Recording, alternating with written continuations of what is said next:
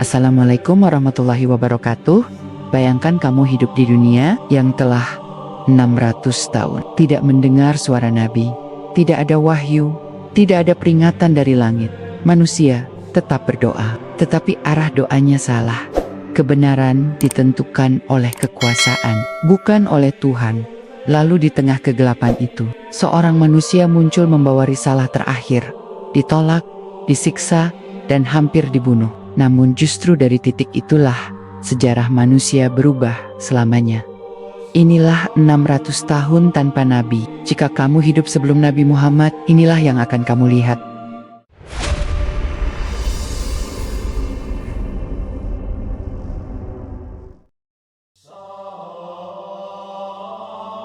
Bayangkan, kamu hidup di sebuah zaman ketika langit terasa sunyi, bukan karena Tuhan pergi, melainkan karena wahyu tidak turun. Zaman ini bukan mitos dan bukan pula dongeng. Para ulama menyebutnya sebagai masa fatrah, sebuah periode panjang ketika tidak ada nabi yang diutus kepada manusia. Sekitar 600 tahun lamanya, dunia berjalan tanpa suara kerasulan. Masa ini dimulai setelah wafatnya Nabi Isa putra Maryam, nabi terakhir dari Bani Israel. Al-Quran Surat Al-Maidah ayat 119 menjelaskan bahwa pada hari kiamat Allah akan bertanya kepada Isa tentang apa yang dilakukan kaumnya setelah ia diangkat ke langit. Ayat ini memberi isyarat bahwa setelah itu tidak ada lagi nabi yang datang kepada mereka untuk waktu yang sangat panjang. Jika kamu hidup tepat setelah Nabi Isa, kamu masih akan menemukan sisa-sisa ajaran tauhid. Para pengikut setianya masih beribadah, masih menyembah Allah yang Maha Esa. Namun generasi berganti, dan ajaran itu mulai berubah. Tidak sekaligus, tidak tiba-tiba, tetapi perlahan, hampir tak terasa. Seperti air yang awalnya jernih, lalu menjadi keruh karena sentuhan tangan manusia sendiri. Jika kamu berada di wilayah Syam, Palestina, atau Romawi Timur, kamu akan menyaksikan sesuatu yang ganjil. Rumah-rumah ibadah berdiri megah. Tetapi perdebatan tentang Tuhan justru semakin keras. Para pemuka agama tidak lagi sibuk mengajarkan ketaatan, melainkan memperdebatkan hakikat Tuhan itu sendiri. Apakah Isa adalah nabi atau Tuhan? Apakah ia diciptakan atau dilahirkan? Pertanyaan-pertanyaan ini tidak pernah diajarkan oleh para nabi sebelumnya. Konsili demi konsili, para penguasa ikut campur menentukan akidah. Siapa yang menolak keputusan resmi dianggap sesat. Sebagian dibuang, sebagian disiksa, dan sebagian dibunuh. Ajaran tauhid perlahan terkubur oleh filsafat dan kepentingan kekuasaan. Jika kamu hidup di sana, kamu akan melihat agama berubah menjadi alat politik, bukan lagi jalan keselamatan. Namun jangan bayangkan bahwa seluruh dunia menunggu dalam keheningan yang suci. Justru sebaliknya, dunia bergerak cepat tetapi tanpa arah. Romawi dan Persia berdiri sebagai dua kekuatan besar yang saling bermusuhan. Perang demi perang terjadi, ribuan nyawa melayang demi ambisi wilayah dan kekuasaan. Tidak ada nabi yang berdiri di hadapan raja, tidak ada wahyu yang menegur istana. Di Persia, kamu akan melihat agama resmi yang menjunjung api. Api dijaga siang dan malam, tidak boleh padam. Raja dianggap memiliki cahaya ketuhanan. Rakyat terbagi dalam kelas.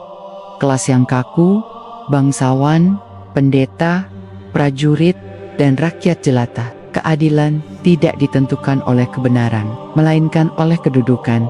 Jika kamu lahir sebagai rakyat biasa, hidupmu hampir tidak bernilai. Sistem kepercayaan membenarkan penindasan karena dianggap bagian dari keseimbangan kosmis. Terang dan gelap selalu ada, kata mereka, maka kezaliman pun dianggap wajar.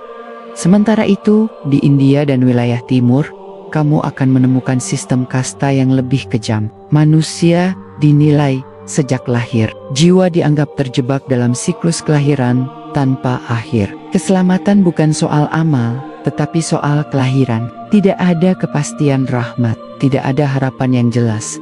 Lalu arahkan langkah ke selatan, ke Jazirah Arab.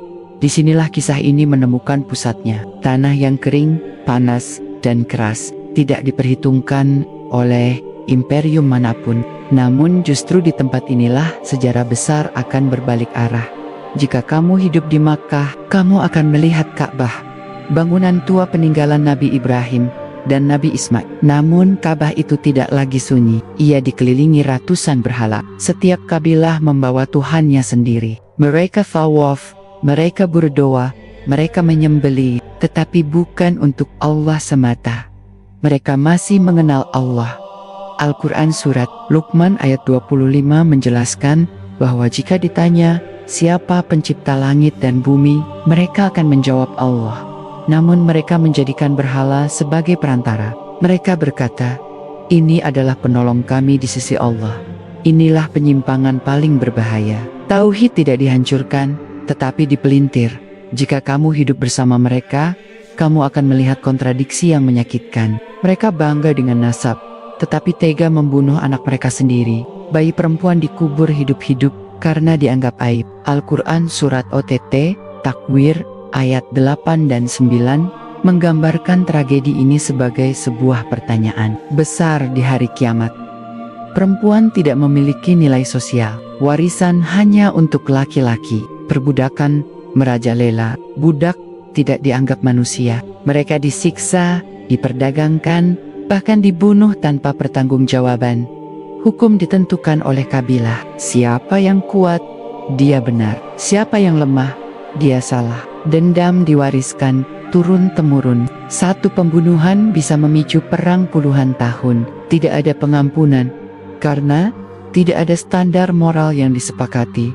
Namun perhatikan baik-baik. Di balik semua ini, masih ada kegelisahan. Ada orang-orang yang merasa ada yang salah. Mereka tidak puas dengan berhala. Mereka tidak tenang dengan ajaran yang ada. Mereka disebut kaum Hanif, orang-orang yang mencari agama Ibrahim yang lurus. Di antara mereka ada Zaid bin Amr bin Nufail. Ia menolak menyembah berhala. Ia menolak memakan sembelihan yang dipersembahkan kepada selain Allah. Ia berdiri sendirian, mencela kaumnya, dan berdoa kepada Allah agar ditunjukkan jalan kebenaran. Ini penting dicatat. Fitrah manusia belum mati. Al-Quran Surat Ar-Rum ayat 30 menyebutkan bahwa fitrah Allah tetap ada pada manusia. Meskipun lingkungan merusaknya, namun jumlah mereka sangat sedikit. Mereka tidak memiliki kitab. Mereka tidak memiliki nabi. Mereka tidak memiliki kekuatan. Mereka hanyalah sisa cahaya kecil di tengah kegelapan yang pekat.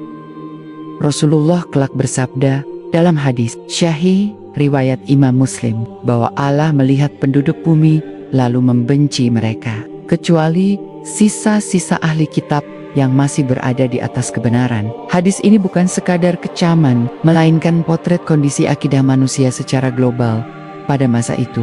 Jika kamu hidup pada zaman ini, kamu akan merasakan dunia berjalan tanpa kompas, langit diam, bumi gaduh. Manusia beribadah tanpa benar-benar tahu kepada siapa ia tunduk. Pada saat dunia terlihat sibuk dengan urusannya sendiri, tanpa sadar ia sedang menuju titik kelelahan. Peradaban besar berdiri, tetapi rapuh dari dalam. Kekuasaan meluas, namun kehilangan arah. Agama ada, tetapi kehilangan ruh. Inilah tanda pertama bahwa sesuatu yang lama sedang menuju akhir. Jika kamu hidup pada dekade-dekade terakhir sebelum kelahiran Nabi Muhammad, kamu akan merasakan keganjilan yang sulit dijelaskan. Bukan bencana besar yang langsung menghancurkan dunia, melainkan retakan-retakan kecil yang muncul di banyak tempat sekaligus. Retakan yang menandakan bahwa sistem lama tidak lagi mampu menopang manusia. Di Romawi Timur, perdebatan teologi semakin tajam. Ajaran tentang Tuhan dipaksa tunduk pada keputusan negara. Para pendeta yang seharusnya membimbing umat justru saling mengkafirkan. Rakyat bingung harus mengikuti siapa. Tuhan menjadi konsep yang jauh, rumit, dan menakutkan. Ibadah kehilangan ketenangan.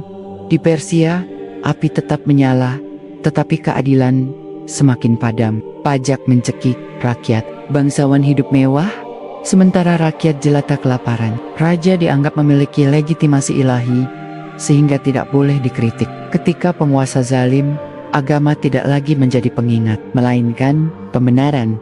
Jika kamu perhatikan dengan jujur, dua imperium terbesar dunia saat itu sama-sama lelah. Mereka kuat secara militer, tetapi rapuh secara moral. Mereka mampu menaklukkan wilayah, tetapi gagal menaklukkan hati manusia. Dunia terlihat penuh, namun kosong. Sementara itu, Jazirah Arab tetap berada di pinggiran sejarah global. Tidak ada istana megah, tidak ada perpustakaan besar, tidak ada nabi, tidak ada kitab. Namun justru karena itulah Arab menjadi cermin paling jujur tentang kondisi manusia tanpa wahyu. Jika kamu hidup di Makkah pada masa ini, kamu akan melihat kota dagang yang sibuk. Kafilah datang dan pergi. Barang dari Syam dan Yaman bertukar tangan. Quraisy menikmati posisi strategis sebagai penjaga Ka'bah. Mereka dihormati, tetapi juga arogan. Ka'bah menjadi pusat ekonomi dan ritual. Berhala berjejer rapi. Setiap musim haji, orang-orang datang membawa persembahan. Wang Meng, kekuasaan menguat. Agama berhala bukan hanya keyakinan, tetapi bisnis yang dijaga mati-matian. Namun, di balik kemakmuran itu, ketimpangan sosial sangat tajam. Orang kaya semakin kaya, orang miskin semakin terpinggirkan. Anak yatim tidak dilindungi, janda tidak diperhatikan, yang kuat memakan yang lemah. Tidak ada hukum yang melindungi kecuali hubungan kabilah. Minuman keras merajalela, judi dianggap hiburan, zina dianggap biasa selama tidak mencoreng kehormatan kabilah. Moral tidak diukur oleh benar atau salah, melainkan oleh untung atau rugi. Jika kamu bertanya kepada mereka tentang akhirat, sebagian masih mengenalnya. Mereka tahu tentang hari kebangkitan, mereka tahu tentang hisab, namun pengetahuan itu tidak membentuk perilaku. Ia hanya menjadi cerita lama yang tidak lagi menggetarkan. Al-Quran, Surat Al-An'am, ayat 136, menggambarkan bagaimana mereka membagi hasil panen dan ternak. Sebagian untuk Allah dan sebagian untuk berhala. Lalu, bagian berhala justru lebih diutamakan. Ini bukan kebodohan, tetapi bukti bahwa logika agama telah rusak. Namun di saat yang sama, kegelisahan semakin terasa. Sebagian orang mulai merasa bahwa berhala tidak memberi jawaban. Doa dipanjatkan, tetapi hidup tidak berubah. Ritual dilakukan, tetapi batin tetap kosong. Orang-orang seperti Warakah bin Naufal mulai membaca kitab-kitab lama. Ia mempelajari Taurat dan Injil. Ia mengetahui bahwa akan datang seorang nabi terakhir. Ia tidak tahu kapan, tetapi ia tahu tanda-tandanya. Ini bukan ramalan mistik, melainkan pengetahuan dari sisa-sisa wahyu sebelumnya di sudut-sudut Makkah. Kaum Hanif semakin resah. Mereka bertanya dalam diam, jika agama Ibrahim adalah kebenaran, mengapa kami hidup di tengah lautan berhala? Jika Tuhan itu satu, mengapa manusia bersujud kepada batu? Namun mereka tidak memiliki jawaban. Mereka hanya memiliki pertanyaan. Di saat yang sama, dunia luar juga menunjukkan tanda kelelahan. Perang panjang antara Romawi dan Persia menguras segalanya. Negeri-negeri perbatasan hancur. Rakyat menderita. Tidak ada kemenangan sejati, hanya kehancuran yang diwariskan. Para ulama Ahlus Sunnah wal Jamaah menjelaskan bahwa kondisi inilah yang menjadi latar turunnya risalah terakhir. Bukan karena manusia sudah baik, tetapi justru karena manusia berada di titik paling membutuhkan petunjuk. Allah tidak mengutus Nabi Muhammad ketika dunia damai dan adil. Ia diutus ketika kezaliman menjadi sistem, ketika penyimpangan menjadi normal, dan ketika kebenaran tidak lagi memiliki suara. Jika kamu hidup pada masa itu, kamu akan merasakan bahwa dunia seperti menahan napas. Tidak ada yang tahu apa yang akan datang, tetapi semua merasakan bahwa sesuatu yang besar sedang mendekat. Dan di tengah semua kegaduhan itu, di sebuah keluarga Quraisy yang tidak kaya dan tidak berkuasa, seorang anak akan segera lahir. Ia tidak membawa pedang, ia tidak membawa mahkota, ia tidak membawa kitab di tangannya. Namun kelahirannya akan mengakhiri 600 tahun keheningan langit. Pada malam-malam terakhir, sebelum perubahan besar itu terjadi, dunia seolah bergerak seperti biasa. Pasar tetap ramai, api di kuil Persia tetap menyala. Istana Romawi masih sibuk dengan intrik dan pajak. Tidak ada pengumuman langit, tidak ada peringatan terbuka. Namun sejarah jarang berubah dengan suara keras. Ia sering dimulai dengan isyarat yang hanya dipahami oleh mereka yang mau memperhatikan. Jika kamu hidup pada tahun 2020 itu, kamu akan mendengar kabar-kabar aneh yang tersebar dari mulut ke mulut. Bukan kabar yang dicatat oleh istana, melainkan cerita yang beredar di antara rakyat. Sebagian menganggapnya kebetulan, sebagian lain merasa ada sesuatu yang tidak biasa. Di Persia, api suci yang selama berabad-abad dijaga tanpa henti, dikabarkan padam. Api itu bukan sekadar simbol agama, melainkan lambang kekuasaan dan legitimasi kerajaan. Ketika api itu padam, banyak pendeta kebingungan. Mereka tidak memiliki penjelasan. Sebagian menutupinya, sebagian lagi menganggapnya pertanda buruk. Pada waktu yang hampir bersamaan, istana Kisra mengalami keretakan. Riwayat yang kuat menyebutkan bahwa sebagian bangunan istana retak dan runtuh. Ini bukan sekadar kerusakan fisik, tetapi simbol rapuhnya kekuasaan yang selama ini dianggap tak tergoyahkan. Kerajaan yang mengklaim cahaya ilahi ternyata tidak mampu melindungi dirinya sendiri. Sementara itu, di wilayah Syam dan sekitarnya, para pendeta Nasrani yang masih memegang sisa ajaran tauhid mulai berbicara dengan suara pelan. Mereka menemukan dalam kitab-kitab mereka tanda-tanda tentang seorang nabi terakhir, seorang rasul yang bukan dari Bani Israel, seorang pembawa risalah penutup. Mereka tidak tahu di mana ia akan lahir, tetapi mereka tahu waktunya semakin dekat. Pengetahuan ini tidak disebarkan luas, bukan karena dirahasiakan oleh langit, melainkan karena mereka takut pada penguasa dan gereja resmi di Jazirah Arab sendiri. Hampir tidak ada yang menyadari bahwa dunia sedang berada di ambang perubahan. Makkah tetap sibuk, Quraisy tetap berdagang, berhala tetap berdiri mengelilingi Ka'bah. Tidak ada guncangan fisik yang mencolok, namun ada kegelisahan yang sulit dijelaskan. Sebagian orang mulai menjauh dari ritual lama. Mereka tetap datang ke Ka'bah, tetapi hati mereka tidak lagi terikat. Mereka menyembelih hewan, tetapi merasa kosong. Mereka berdoa, tetapi tidak yakin siapa yang mendengar. Jika kamu berjalan di malam hari di Makkah, kamu mungkin akan melihat seorang pemuda yang berbeda dari yang lain. Ia tidak mabuk, ia tidak berjudi, ia tidak bersumpah dengan nama berhala. Ia dikenal jujur, tenang, dan menjaga diri. Ia tidak mencela kaumnya, tetapi juga tidak larut dalam kebiasaan mereka.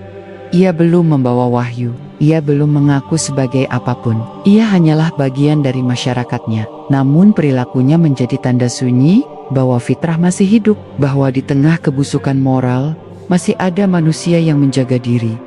Pada saat yang sama, ketidakadilan semakin terasa. Anak yatim tetap tidak dilindungi. Orang miskin tetap terpinggirkan. Namun beberapa orang mulai merasa gelisah melihatnya. Mereka belum tahu solusinya, tetapi nurani mereka terusik.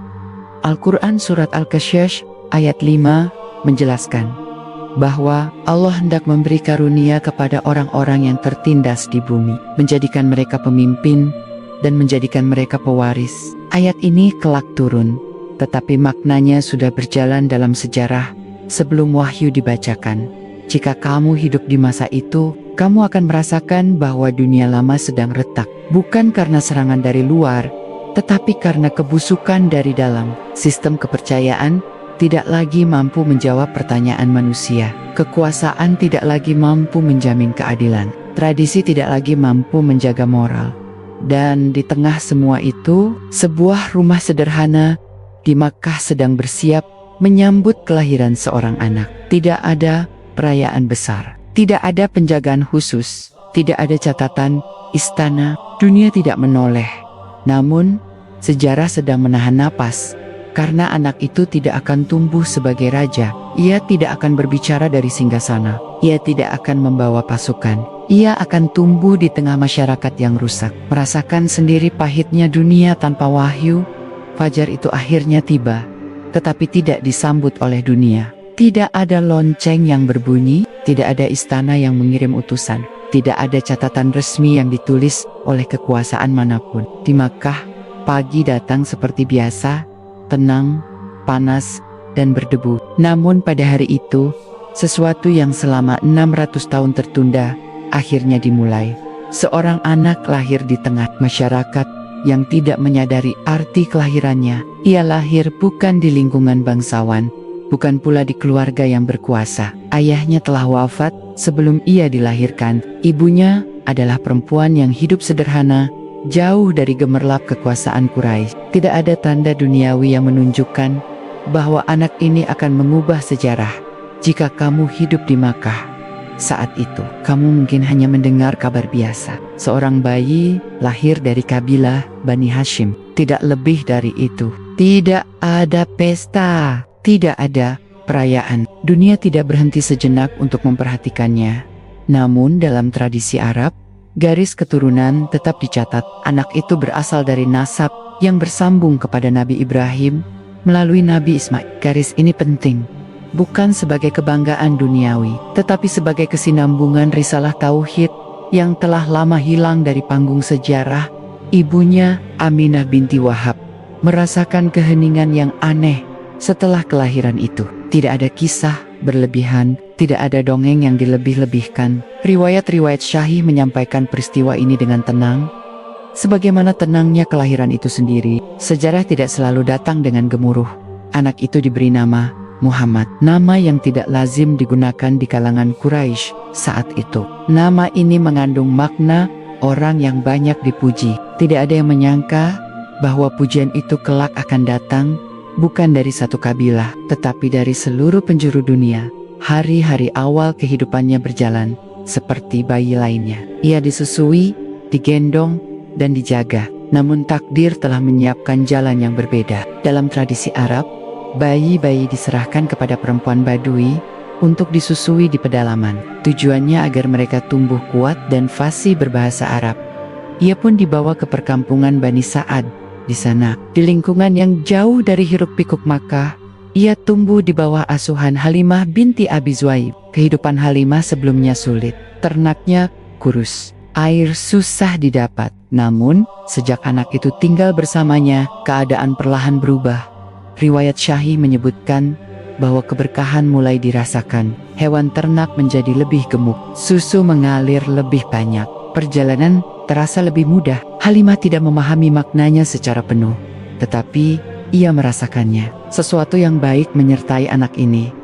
Namun kisah ini tidak dipenuhi keajaiban yang mencolok. Tidak ada klaim berlebihan, tidak ada pengakuan kenabian. Anak itu tetap tumbuh sebagai manusia. Ajaib, ia belajar berjalan, ia belajar berbicara, ia hidup di tengah alam yang keras, di mana anak-anak belajar bertahan sejak dini.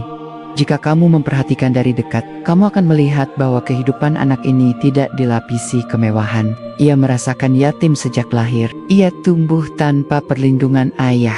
Ini bukan kebetulan. Para ulama Ahlus Sunnah wal Jamaah menjelaskan bahwa Allah menyiapkan nabinya untuk memahami penderitaan manusia, bukan dari menara gading, tetapi dari tanah yang keras.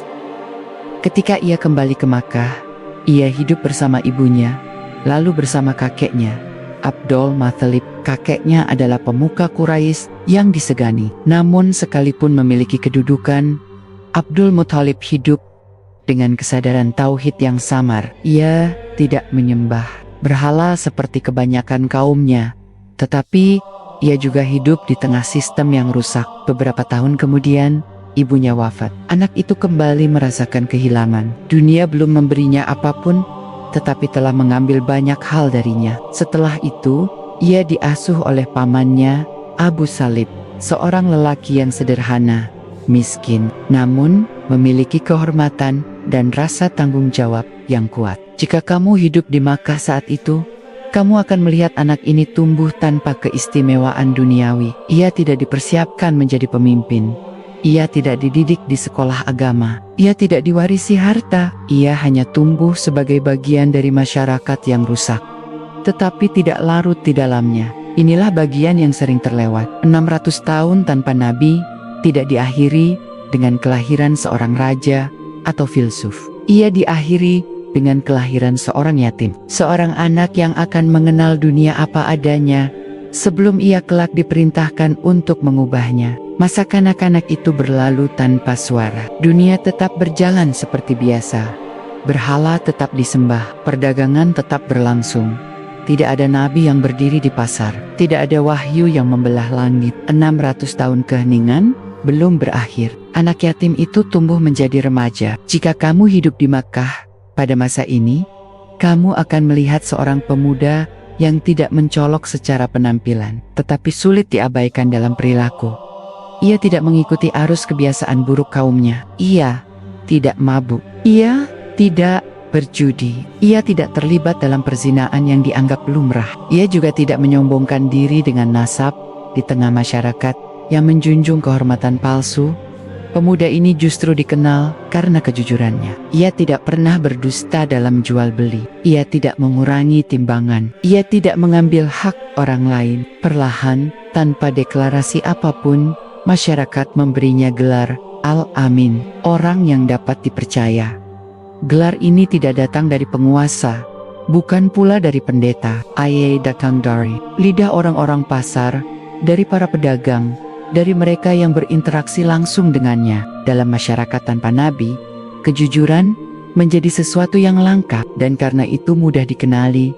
Jika kamu hidup pada masa itu, kamu akan menyaksikan paradoks yang tajam. Masyarakat Makkah rusak secara moral, tetapi masih sangat sensitif terhadap reputasi. Mereka menghormati kejujuran, tetapi tidak mau mengubah sistem yang melahirkan ketidakadilan. Mereka memuji orang baik, tetapi tidak siap menerima kebenaran yang mengganggu kepentingan mereka.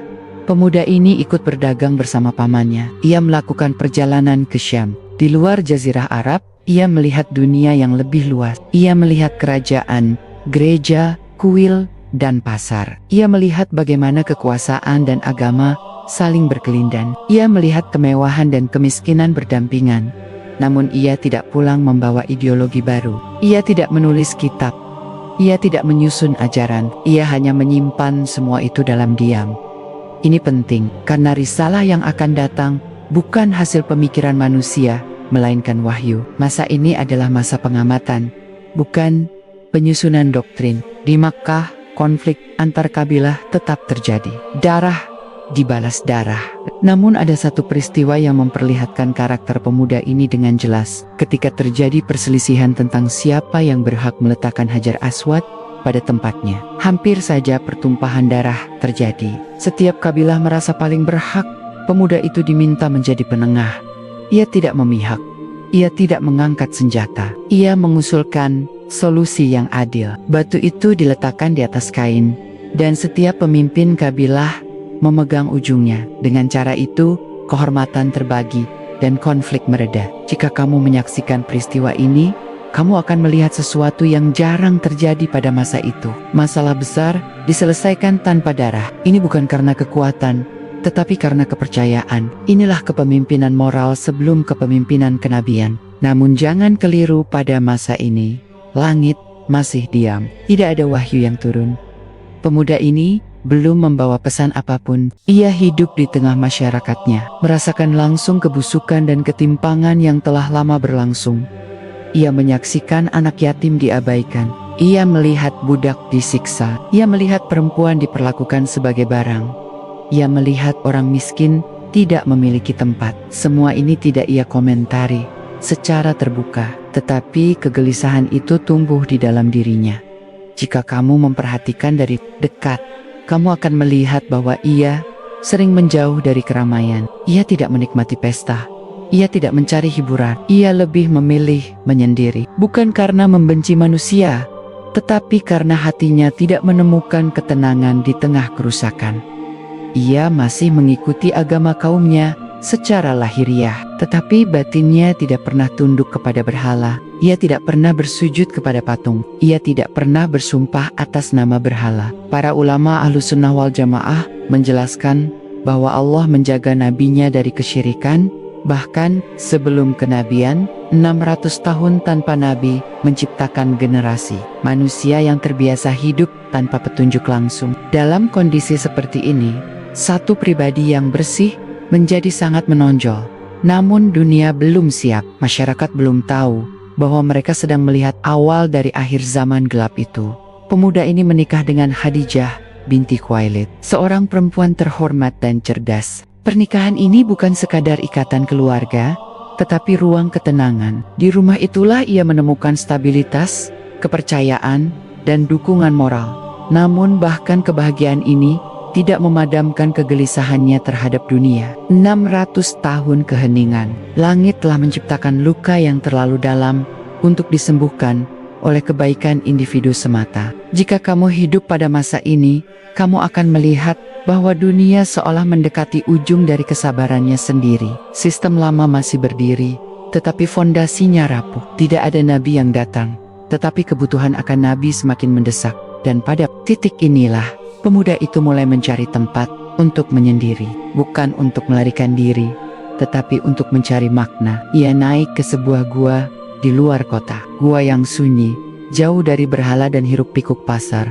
Kesunyian itu akhirnya memiliki alamat. Sebuah gua kecil di Jabal Nur, tidak jauh dari Makkah, tetapi terasa seperti dunia yang berbeda. Jika kamu hidup pada masa itu dan mengikuti langkah pemuda ini, kamu akan melihat bahwa ia tidak datang ke sana untuk bertapa seperti pendeta, dan tidak pula untuk melakukan ritual baru. Ia datang membawa kegelisahan yang tidak mampu ditampung oleh kota. Gua itu bernama Hira, tidak luas, tidak nyaman, dan tidak indah. Batu kasar, udara dingin di malam hari, dan keheningan yang panjang. Namun justru di tempat seperti inilah manusia mulai mendengar suara hatinya sendiri. Jauh dari berhala, jauh dari pasar, jauh dari kepalsuan sosial. Pemuda itu membawa sedikit bekal. Ia duduk, berpikir, dan merenung. Tidak ada teks yang ia baca, tidak ada doa khusus yang ia lantunkan. Ia hanya mencari makna dari dunia yang rusak, mencari jawaban atas pertanyaan yang tidak pernah terucap dengan suara keras. Jika kamu hidup pada masa itu, kamu harus memahami satu hal penting. Ini bukan tindakan spontan, ini adalah akumulasi dari pengalaman hidup di dunia tanpa nabi. Dunia yang selama 600 tahun berjalan tanpa koreksi, wahyu telah menciptakan kekacauan yang terlalu besar untuk diabaikan. Ia menyaksikan ketimpangan, tetapi tidak memiliki alat untuk memperbaikinya. Ia melihat kesyirikan, tetapi tidak memiliki otoritas untuk menentangnya. Ia melihat penindasan, tetapi tidak memiliki mandat untuk menghentikannya. Maka satu-satunya jalan yang tersisa adalah diam dan mencari. Para ulama Ahlus Sunnah wal Jamaah menjelaskan bahwa tahanuts yang ia lakukan di Gua Hira bukanlah ibadah baru, melainkan bentuk pengasingan diri untuk menjaga fitrah. Ia menjauh dari dosa, bukan menciptakan syariat. Ini penting agar tidak disalahpahami. Malam-malam di Hira berjalan panjang, tidak ada cahaya selain bintang, tidak ada suara selain angin. 600 tahun keheningan langit terasa begitu dekat, seolah seluruh sejarah menumpuk di satu titik waktu. Jika kamu berdiri di sana bersamanya, kamu akan merasakan betapa berat beban manusia tanpa wahyu. Tidak ada standar mutlak, tidak ada kepastian benar dan salah. Yang ada hanyalah nurani yang terus memberontak. Namun langit masih diam. Tidak ada malaikat, tidak ada suara, tidak ada tanda yang bisa dikenali. Keheningan ini bukan penolakan, melainkan penundaan. Waktu sedang disiapkan, jiwa sedang dimatangkan. Sementara itu, di Makkah, kehidupan berjalan seperti biasa. Quraisy tidak merindukannya. Mereka tidak mencari pemuda itu. Dunia tidak merasa kehilangan.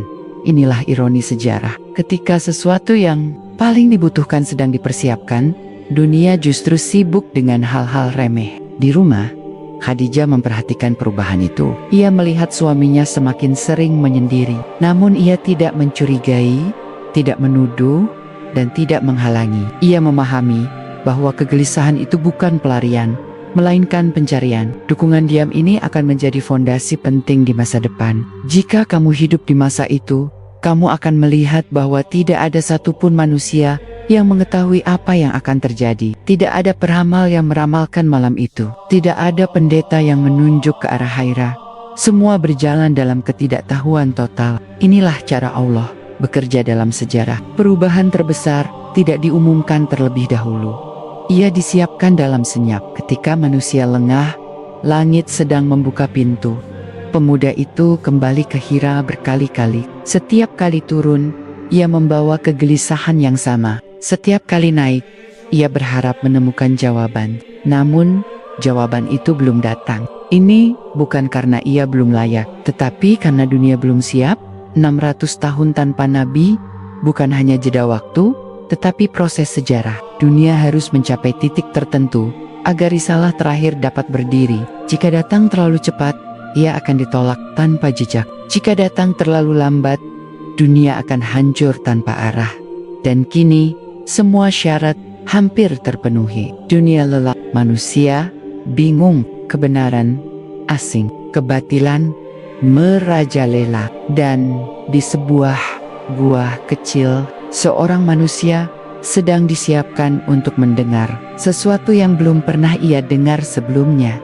Namun suara itu belum terdengar di bagian ini, karena detik-detik terakhir sebelum wahyu turun bukanlah ledakan cahaya, melainkan keheningan paling pekat, keheningan yang menandai akhir dari 600 tahun tanpa nabi. Malam itu tidak berbeda dari malam-malam sebelumnya. Tidak ada cahaya aneh di langit, tidak ada gempa, tidak ada suara yang membelah gunung. Jika kamu berdiri di sekitar Jabal Nur, kamu hanya akan melihat kegelapan yang biasa. Namun justru di malam seperti inilah sejarah memilih untuk berubah. Pemuda itu berada di dalam gua Hiro, sendirian, tidak membawa kitab, tidak membawa catatan, tidak membawa harapan selain satu, agar kegelisahan yang selama ini ia rasakan memiliki jawaban. 600 tahun keheningan langit terasa menumpuk di titik ini. Tiba-tiba, keheningan itu pecah, bukan oleh suara dari luar, melainkan oleh kehadiran yang memenuhi ruang. Bukan manusia, bukan bayangan, bukan imajinasi. Sesuatu yang nyata, kuat, dan tak terelakkan. Ia dipeluk dengan kuat, napasnya sesak, tubuhnya gemetar. Lalu sebuah perintah datang, singkat, tegas, dan tidak bisa ditawar. Bacalah. Ia menjawab dengan jujur. Ia tidak membaca. Ia tidak belajar membaca. Ia tidak pernah duduk di hadapan guru kitab. Ia berkata bahwa ia tidak bisa membaca. Pelukan itu datang kembali, lebih menekan, hingga seluruh dirinya merasa di ambang batas. Lalu perintah itu diulang. Bacalah. Untuk kedua kalinya, ia menjawab dengan kejujuran yang sama. Ia tidak bisa membaca. Pelukan itu datang untuk ketiga kalinya, tidak untuk menyiksa, tetapi untuk memastikan. Setelah itu, kata-kata yang selama 600 tahun tidak terdengar kembali ke bumi, akhirnya diucapkan. Bacalah, dengan nama Tuhanmu yang menciptakan. Dia menciptakan manusia dari segumpal darah. Bacalah, dan Tuhanmu lah yang maha mulia, yang menggaya manusia dengan pena. Dia mengajarkan manusia apa yang tidak diketahuinya. Inilah Al-Quran Surat Al-Alaq ayat 1-5. Jika kamu hidup pada masa itu, kamu harus memahami betapa dahsyatnya momen ini. Ini bukan sekadar turunnya teks. Ini adalah berakhirnya jeda sejarah. Ini adalah kembalinya langit berbicara kepada bumi. 600 tahun tanpa nabi resmi berakhir di sebuah gua kecil. Bukan di istana, bukan di kuil besar. Pemuda itu tidak merasa menang. Ia tidak merasa bangga. Ia tidak merasa terpilih. Yang ia rasakan adalah takut. Tubuhnya gemetar, jiwanya terguncang. Ia tidak memahami apa yang baru saja terjadi. Ia turun dari gunung dengan langkah tergesa. Malam terasa lebih gelap dari biasanya. Kota Makkah terlihat sama, tetapi ia tidak lagi sama. Dunia belum berubah, tetapi dirinya telah berubah selamanya. Ia sampai ke rumah, tubuhnya menggigil. Ia berkata agar dirinya diselimuti, bukan karena dingin fisik, tetapi karena guncangan batin yang luar biasa. 600 tahun keheningan langit runtuh dalam satu malam, dan beban itu jatuh ke pundaknya. Khadijah melihat ketakutan yang belum pernah ia lihat sebelumnya. Ia tidak menertawakan, ia tidak meragukan, ia tidak berkata bahwa itu hanya mimpi. Ia menenangkan, ia menyelimuti, ia mendengarkan. Ia berkata dengan keyakinan yang lahir dari pengenalan panjang bahwa suaminya tidak mungkin dipermalukan oleh Allah karena ia jujur. Ia menyambung silaturahmi Ia menolong yang lemah. Ia memuliakan tamu. Ia menegakkan kebenaran. Ucapan ini bukan pujian kosong. Ini adalah kesaksian moral dari dunia tanpa nabi. Dunia yang rusak, tetapi masih mampu mengenali kebaikan sejati. Namun, peristiwa ini belum selesai. Karena wahyu pertama bukan penjelasan lengkap. Ia adalah pembuka, bukan pedoman rinci. Bukan pula perintah dakwah terbuka. Ia adalah tanda bahwa masa penantian telah berakhir. Jika kamu hidup pada malam itu, kamu tidak akan mendengar apapun di jalanan. Tidak ada yang tahu, tidak ada yang sadar, tidak ada yang berubah secara kasat mata. Dunia masih tidur, tetapi sejarah telah terjaga. Dan meskipun wahyu telah turun, langit kembali diam untuk sementara waktu. Tidak semua dijelaskan sekaligus. Tidak semua beban diturunkan sekaligus. Proses baru saja dimulai. 600 tahun tanpa nabi telah berakhir. Namun dunia belum tahu apa artinya. Setelah malam itu, langit kembali diam. Tidak ada suara. Tidak ada pelukan malaikat. Tidak ada ayat baru yang turun. Jika kamu mengira wahyu akan mengalir deras setelah peristiwa di Gua Hiro, sejarah justru menunjukkan sebaliknya. Keheningan kembali menyelimuti, tetapi kali ini keheningan itu terasa jauh lebih berat. Pemuda yang kini memikul amanah kenabian itu hidup dalam kegelisahan yang tidak pernah ia rasakan sebelumnya. Ia telah mendengar suara langit, tetapi suara itu berhenti. Ia telah menerima perintah, tetapi belum diberi penjelasan. Ia telah dipilih, tetapi belum diberi arah yang jelas tentang apa yang harus dilakukan selanjutnya. Para ulama Ahlus Sunnah wal Jamaah menjelaskan bahwa masa ini dikenal sebagai masa terhentinya wahyu, sementara bukan karena Allah meninggalkan nabinya, tetapi karena jiwa manusia sedang dipersiapkan untuk beban yang jauh lebih besar. Risalah terakhir tidak diturunkan secara tergesa. Jika kamu hidup pada masa itu dan memperhatikan dari dekat, kamu akan melihat perubahan yang halus tetapi nyata. Ia tidak lagi naik ke Gua Hiro dengan kegelisahan yang sama. Ia tidak lagi mencari. Kini, ia menunggu. Dan menunggu tanpa kepastian adalah ujian yang jauh lebih berat daripada mencari tanpa tahu. Hari-hari berlalu. Makkah tetap sibuk. Pasar tetap ramai. Berhala tetap disembah. Tidak ada satupun tanda bahwa dunia baru saja memasuki fase baru. Bahkan sebagian orang yang mengenalnya tidak menyadari apapun telah terjadi. Namun di dalam dirinya, pergolakan tidak berhenti. Ia bertanya dalam diam, apakah yang ia alami nyata? Apakah ia siap memikul amanah ini? Apakah ia akan mampu berdiri di hadapan dunia yang rusak ini? Riwayat Syahih menunjukkan bahwa kegelisahan ini bukan keraguan terhadap Allah, melainkan beratnya tanggung jawab. 600 tahun tanpa nabi telah menciptakan dunia yang keras, membawanya kembali ke jalan yang lurus, bukan perkara ringan. Khadijah tetap menjadi tempat kembali. Ia mendengarkan tanpa menghakimi. Ia menguatkan tanpa memaksa. Dalam dunia tanpa nabi, dukungan manusia yang jujur menjadi penopang pertama risalah ilahi. Pada masa inilah makna wahyu pertama mulai terasa. Perintah membaca bukan sekadar membaca teks. Ia adalah perintah untuk memahami manusia, memahami sejarah, dan memahami kondisi dunia yang akan dihadapi. Namun, pemahaman itu belum lengkap tanpa bimbingan lanjutan. Jika kamu hidup di masa itu, kamu akan melihat bahwa tidak ada perubahan eksternal, tidak ada dakwah terbuka, tidak ada tantangan kepada berhala, tidak ada seruan di pasar. Langit seolah kembali menahan diri.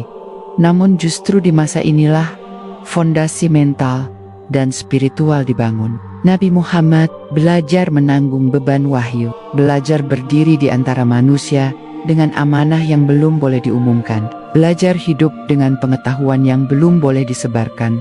Ini adalah fase yang sering luput dari perhatian. Orang lebih suka menceritakan ledakan perubahan, bukan proses sunyi yang mendahuluinya. Padahal tanpa fase ini, risalah tidak akan bertahan. Kemudian, pada suatu waktu yang tepat, keheningan itu kembali pecah. Bukan dengan perintah membaca, melainkan dengan panggilan yang berbeda. Panggilan yang tidak hanya mengarah ke diri, tetapi ke dunia.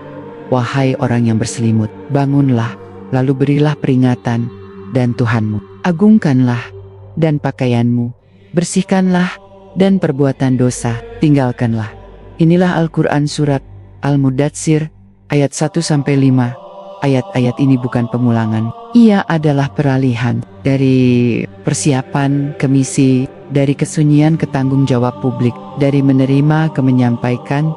Jika kamu hidup pada saat itu, kamu tidak akan langsung melihat perubahan besar. Tidak ada pengumuman, tidak ada pengerahan massa. Namun sejak ayat ini turun, dunia tanpa nabi resmi benar-benar berakhir.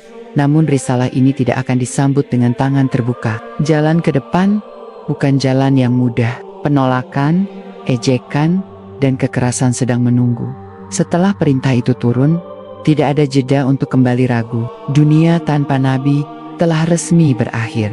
Tetapi dunia baru belum siap menerimanya. Nabi Muhammad tidak keluar ke pasar, tidak berdiri di hadapan Ka'bah, dan tidak menyeru massa. Langkah pertamanya justru senyap, hampir tidak terlihat, seolah sejarah sengaja disusun agar perubahan besar lahir dari lingkaran kecil. Jika kamu hidup di Makkah pada masa itu, kamu tidak akan mendengar seruan lantang tentang tauhid. Kamu hanya akan melihat pertemuan-pertemuan kecil, percakapan pribadi, dan perubahan sikap pada segelintir orang yang sebelumnya tidak menonjol. Inilah fase dakwah secara diam-diam, fase yang sering diremehkan, padahal justru menjadi fondasi paling menentukan. Orang pertama yang menerima risalah ini bukanlah penguasa, bukan bangsawan Quraisy, dan bukan pemuka agama. Ia adalah seorang perempuan yang sejak awal tidak meragukan kebenaran suaminya. Khadijah binti Khuwailid beriman tanpa syarat, tanpa tawar-menawar, dan tanpa menunggu bukti sosial. Dalam dunia yang telah 600 tahun kehilangan nabi, keimanan seperti ini adalah anomali. Lalu seorang anak muda yang tumbuh di rumah Nabi, Ali bin Abi Thalib, ia belum dewasa secara usia, tetapi jiwanya matang untuk menerima kebenaran. Ia tidak meminta penjelasan panjang tentang berhala, karena sejak awal ia tidak pernah benar-benar mempercayainya. Kemudian Zaid bin Haritsah yang telah merasakan pahitnya perbudakan dan manisnya keadilan dalam rumah Nabi. Baginya, ajaran ini bukan sekadar teologi, tetapi pengalaman hidup yang sesuai dengan nurani. Dan Abu Bakar As-Siddiq, seorang saudagar terhormat, dikenal jujur, rasional, dan berpengaruh. Ketika Nabi menyampaikan risalah kepadanya, tidak ada perdebatan panjang. Abu Bakar memahami satu hal penting. Manusia yang tidak pernah berdusta kepada manusia, mustahil berdusta atas nama Allah.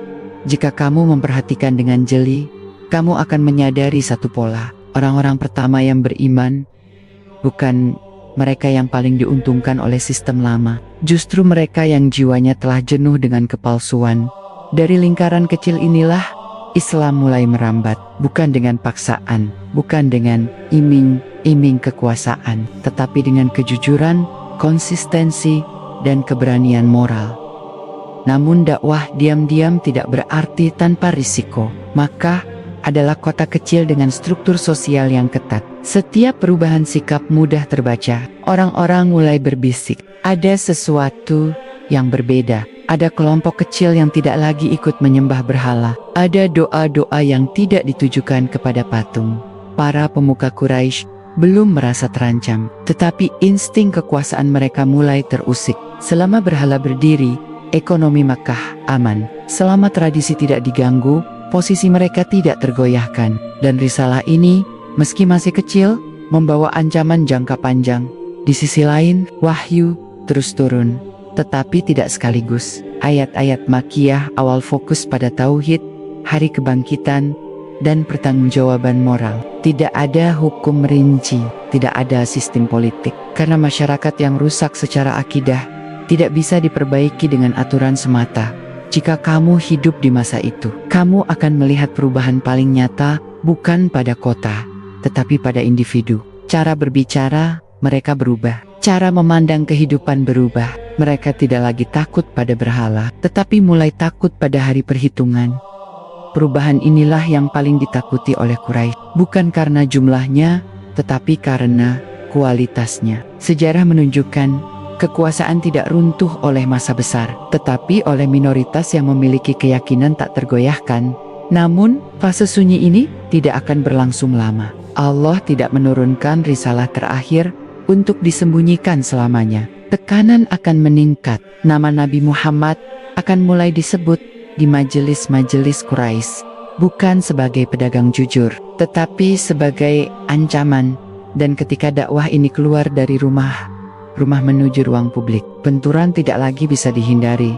Saat perintah untuk memberi peringatan itu tidak lagi bisa ditunda, fase sunyi pun berakhir. Islam keluar dari rumah sempit menuju ruang publik yang keras. Nabi Muhammad berdiri di tengah masyarakat yang selama 600 tahun tidak pernah ditegur oleh seorang nabi. Dan ketika kebenaran pertama kali disuarakan, reaksi yang muncul bukan keingintahuan, melainkan penolakan naluriah. Jika kamu hidup di Makkah saat itu, kamu akan menyaksikan sebuah momen yang sederhana tetapi menentukan. Nabi Muhammad naik ke Bukit Syafa, memanggil kabilah-kabilah Quraisy dengan suara lantang. Ia tidak langsung berbicara tentang berhala. Ia menguji satu hal mendasar, kepercayaan mereka terhadap kejujurannya. Ia bertanya, jika aku katakan ada pasukan di balik bukit ini yang akan menyerang kalian, apakah kalian akan mempercayaiku? Mereka menjawab serempak, ya, karena kami tidak pernah mendapati engkau berdusta. Barulah setelah pengakuan itu keluar, risalah disampaikan, peringatan tentang hari pembalasan, seruan untuk meninggalkan penyembahan selain Allah, penegasan bahwa dunia tanpa nabi telah melenceng jauh dari kebenaran. Reaksi itu datang seketika. Abu Lahab memotong pembicaraan dengan caci maki. Inilah simbol pertama penolakan terbuka, bukan dengan argumen, tetapi dengan emosi, bukan dengan bukti, tetapi dengan kemarahan. Sejak hari itu, status Nabi Muhammad berubah di mata Quraisy. Ia tidak lagi sekadar pedagang jujur. Ia adalah pengganggu tatanan, ancaman ekonomi, ancaman sosial, ancaman ideologis. Dakwah terbuka membuat garis pemisah semakin jelas. Orang-orang beriman harus memilih diam dan selamat atau jujur dan menderita. Banyak yang memilih diam, beberapa yang memilih jujur harus membayar mahal. Jika kamu hidup di masa itu, kamu akan melihat penderitaan yang jarang dibicarakan dengan detail. Budak-budak disiksa di tengah terik. Ammar bin Yasir, ayah dan ibunya diseret, dipukul, dan disiksa karena satu kalimat tauhid. Sumayyah binti Hayat menjadi syahidah pertama dalam Islam, ditusuk dengan tombak, bukan karena kejahatan, tetapi karena iman. Bilal bin Rabah dibaringkan di pasir panas, dadanya ditindih batu besar. Ia tidak melawan, ia tidak berteriak minta ampun, ia hanya mengucapkan satu kata, Ahad, Ahad. Dalam dunia tanpa nabi, selama 600 tahun, kata ini adalah revolusi. Quraisy tidak menyangka perlawanan seperti ini. Mereka mengira tekanan fisik akan memadamkan keyakinan. Mereka lupa, iman yang lahir dari wahyu tidak tunduk pada rasa sakit.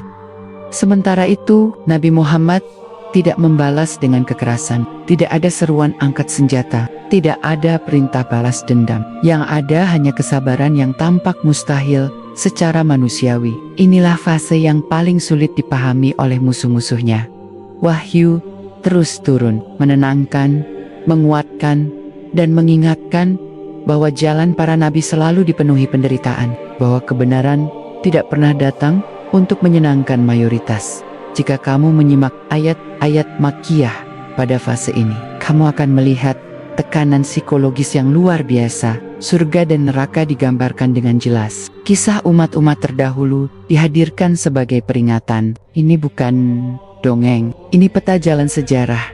Namun penderitaan ini belum mencapai puncaknya. Quraisy belum mengerahkan seluruh kekuatan mereka. Mereka masih berharap risalah ini akan padam dengan sendirinya. Mereka keliru, karena justru dari tekanan inilah iman kaum muslimin mengeras seperti baja. Dan dari kota kecil yang memusuhi nabinya, sebuah peradaban besar sedang disiapkan. Meski belum ada tanda-tanda lahiriah yang terlihat, ketika kekerasan fisik tidak memadamkan iman, Quraisy beralih ke strategi yang lebih kejam dan lebih terencana. Mereka memahami satu hal penting, Menghancurkan keyakinan tidak selalu harus dengan cambukan. Kelaparan, isolasi, dan tekanan sosial seringkali jauh lebih efektif. Jika kamu hidup di Makkah pada fase ini, kamu akan menyaksikan sebuah kesepakatan yang ditulis dengan sadar, dibacakan dengan lantang, dan digantung di dalam Ka'bah. Isinya bukan hukum dagang, bukan perjanjian damai, melainkan sumpah kolektif untuk memutus seluruh hubungan dengan Bani Hashim dan Bani Muthalib. Tidak boleh ada jual beli, tidak boleh ada pernikahan, tidak boleh ada kunjungan, tidak boleh ada belas kasihan. Boikot ini bukan ditujukan hanya kepada kaum muslimin, tetapi kepada seluruh keluarga Nabi Muhammad, termasuk mereka yang belum memeluk Islam. Inilah bukti bahwa yang diserang bukan sekadar ajaran, tetapi darah dan garis keturunan. Mereka dipaksa mengungsi ke sebuah lembah sempit yang kelak dikenal sebagai Lembah Abu Thalib. Di tempat inilah penderitaan mengambil bentuk yang paling sunyi. Tidak ada sorotan pasar, tidak ada keramaian kota, hanya tangisan anak-anak, suara perut lapar, dan malam-malam panjang tanpa kepastian. Riwayat Syahih menggambarkan bagaimana makanan menjadi barang mewah. Daun-daun kering dikunyah untuk bertahan hidup. Suara tangisan anak-anak terdengar hingga luar lembah, tetapi tidak menggugah belas kasihan Quraisy. Mereka memilih menutup telinga. Jika kamu berada di sana, kamu akan melihat Nabi Muhammad bukan sebagai pemimpin yang memerintah, tetapi sebagai manusia yang ikut menahan lapar bersama umatnya. Ia tidak mendapat perlakuan istimewa. Ia tidak hidup terpisah. Penderitaan ini bersifat kolektif. Abu Salib, meski tidak memeluk Islam, menurut pendapat mayoritas ulama, Ahlus Sunnah wal Jamaah, berdiri sebagai pelindung yang tidak tergoyahkan. Ia mengatur penjagaan malam, memindahkan posisi tidur Nabi untuk menghindari pembunuhan. Seorang tua yang kelelahan menjaga keponakannya dari ancaman pembunuh bayaran. Boikot ini berlangsung bertahun-tahun, dan di masa inilah iman diuji bukan dengan debat, tetapi dengan daya tahan. Banyak yang berharap risalah ini akan runtuh karena kelelahan, tetapi yang terjadi justru sebaliknya. Beberapa tokoh Quraisy mulai resah. Mereka mendengar tangisan anak-anak. Mereka menyadari bahwa yang mereka lakukan telah melampaui batas adat Arab sendiri. Perlahan, suara hati mulai melawan kesepakatan yang mereka tanda tangani. Akhirnya, boikot itu runtuh bukan karena tekanan senjata, tetapi karena retaknya nurani. Dokumen yang digantung di Ka'bah ditemukan telah dimakan rayap. Tersisa hanya nama Allah. Ini bukan mitos, tetapi peristiwa yang diriwayatkan dalam sumber-sumber yang diakui. Kaum muslimin keluar dari lembah, tetapi bukan untuk bernafas lega. Penderitaan belum selesai. Justru setelah boikot berakhir, dua pilar utama penopang Nabi Muhammad runtuh hampir bersamaan. Khadijah wafat, perempuan yang pertama beriman, yang mengorbankan harta, jiwa dan ketenangannya demi risalah ini. Tidak lama setelah itu, Abu Thalib menyusul. Pelindung politik terakhir Nabi di Makkah telah tiada. Tahun ini dikenal sebagai tahun kesedihan, dan bukan tanpa alasan. Jika kamu hidup pada masa itu, kamu akan melihat Nabi Muhammad berjalan di Makkah tanpa pelindung, tanpa istri yang menguatkan di rumah, dan dengan musuh yang kini lebih berani. Quraisy merasa inilah saatnya menghabisi. Mereka tidak lagi sekadar mencaci, mereka melempari dengan batu, mereka menertawakan, mereka mengusir. Hingga suatu hari, Nabi Muhammad meninggalkan Makkah menuju Taif, berharap menemukan hati yang masih bersih.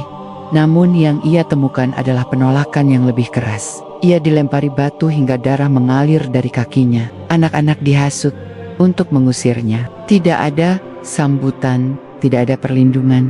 Di titik terendah inilah doa paling jujur terucap. Bukan doa untuk membinasakan musuh, tetapi doa yang menunjukkan kepasrahan total. Selama Allah tidak murka, penderitaan ini bisa diterima. Jika kamu mengira dunia tanpa Nabi telah kejam, maka dunia yang menolak Nabi terakhir ini jauh lebih kejam. Namun justru dari titik paling gelap inilah cahaya akan mulai terlihat. Jika ada satu titik dalam sejarah Islam yang benar-benar memisahkan logika manusia dengan kehendak langit. Maka titik itu terjadi setelah Taif, setelah darah mengering di kaki Nabi Muhammad, setelah pintu bumi tertutup rapat, justru langit dibuka. Jika kamu hidup pada masa itu, kamu tidak akan melihat tanda-tanda kebesaran ini di siang hari. Tidak ada gempa, tidak ada kilat, tidak ada pengumuman. Peristiwa terbesar setelah 600 tahun tanpa Nabi justru dimulai di malam yang sunyi, ketika Makkah tertidur dan dunia mengira risalah ini hampir padam. Di malam itu, Nabi Muhammad berada dalam kondisi paling lemah secara manusiawi, tetapi paling kuat secara ketundukan. Lalu datanglah makhluk yang tidak dikenal oleh logika manusia, buruk, kendaraan yang melampaui hukum jarak dan waktu. Ini bukan simbol, ini peristiwa nyata yang diriwayatkan secara syahih dan menjadi ujian iman hingga hari ini. Dalam satu malam, Nabi Muhammad dipindahkan dari Masjidil Haram ke Masjidil Aqsa, tempat yang sejak lama menjadi pusat para nabi terdahulu. Jika kamu memahami sejarah, ini bukan perjalanan acak. Ini adalah penyambungan risalah yang terputus selama berabad-abad di Masjidil Aqsa. Sesuatu yang mengguncang pondasi sejarah terjadi. Nabi Muhammad menjadi imam, memimpin salat para nabi sebelumnya. Adam, Nuh, Ibrahim, Musa, Isa. Ini bukan sekadar kehormatan pribadi. Ini deklarasi kosmik bahwa kepemimpinan risalah telah berpindah. Lalu perjalanan berlanjut, bukan ke arah bumi tetapi ke atas, melewati lapisan langit satu persatu. Setiap langit menghadirkan nabi, dan setiap nabi menyambut dengan pengakuan, seolah seluruh sejarah kenabian sedang memberi legitimasi terakhir di titik tertinggi yang tidak bisa dijangkau makhluk manapun. Nabi Muhammad menerima perintah yang tidak diberikan kepada umat manapun sebelumnya. Salat, bukan melalui malaikat di bumi, tetapi langsung di hadirat ilahi. Inilah penopang umat di masa-masa gelap. Bukan janji kekuasaan, tetapi koneksi langsung dengan Tuhan. Jika kamu hidup di masa itu dan mendengar kisah ini keesokan harinya, kemungkinan besar kamu akan menertawakan. Dan memang itulah yang terjadi. Quraisy memanfaatkan peristiwa ini sebagai senjata. Mereka menyebarkannya dengan harapan iman kaum muslimin runtuh. Namun yang terjadi justru sebaliknya. Abu Bakar membenarkan tanpa ragu. Jika Muhammad mengatakannya, maka itu benar. Sejak hari itu, ia digelari As-Shiddiq. Dunia tanpa nabi tidak siap dengan iman seperti ini. Isra dan Mi'raj bukan sekadar perjalanan spiritual. Ia adalah peneguhan, sebuah pesan keras bahwa meski bumi menolak, langit menerima. Meski manusia mengusir, Allah mengundang. Namun ujian belum selesai. Justru setelah peristiwa ini, tekanan meningkat. Quraisy semakin agresif. Mereka sadar, membiarkan Nabi Muhammad di Makkah berarti membiarkan bom waktu. Di sisi lain, arah sejarah mulai bergeser. Di luar Makkah, di kota yang terluka oleh konflik suku dan haus keadilan, telinga-telinga mulai terbuka. Yatsrib, kota yang kelak bernama Madinah, mulai mendengar nama Muhammad bukan sebagai ancaman, tetapi sebagai harapan. Pertemuan-pertemuan rahasia mulai terjadi. Janji-janji perlindungan mulai dibisik. Hijrah belum diperintahkan, tetapi jalannya sedang dipersiapkan. Jika kamu hidup pada fase ini, kamu akan merasakan ketegangan yang menggantung di udara, seolah sesuatu yang besar akan pecah, seolah Makkah tidak lagi aman, seolah waktu dunia tanpa nabi hampir benar-benar berakhir dalam arti yang sesungguhnya. Jika kamu menoleh ke belakang, ke masa 600 tahun tanpa nabi itu, satu hal menjadi jelas. Dunia tidak runtuh karena ketiadaan teknologi. Dunia tidak hancur karena kemiskinan sumber daya. Dunia hancur karena ketiadaan petunjuk. Manusia tetap membangun kota, tetap berdagang, tetap berperang, tetapi semua itu berjalan tanpa kompas langit. Moral menjadi relatif. Kebenaran ditentukan oleh kekuasaan. Yang kuat menindas, yang lemah dilupakan, dan penyembahan kepada Allah tergantikan oleh tradisi dan hawa nafsu yang diwariskan turun-temurun. Lalu datang seorang nabi terakhir, bukan di pusat peradaban besar, bukan di istana, bukan di negeri makmur. Ia lahir di masyarakat yang keras, buta huruf, dan terpecah. Ia tidak membawa pasukan, ia tidak membawa emas, ia membawa wahyu.